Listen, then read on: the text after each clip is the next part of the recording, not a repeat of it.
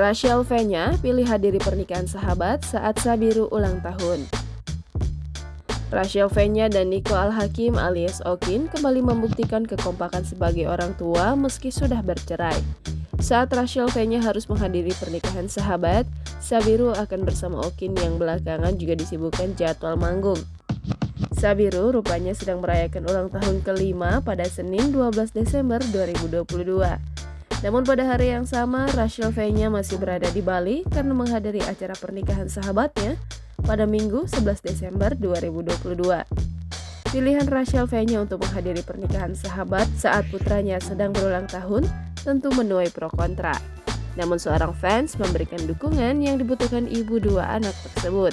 Sementara itu, momen Sabiru tiup kue yang dibagikan Okin telah dihapus dari Instagram Story. Hal itu diduga karena banyak warganet yang menyalahkan Rachel Fenya, bahkan di postingannya yang terbaru. Jangan lupa subscribe, share, komen, dan like ya!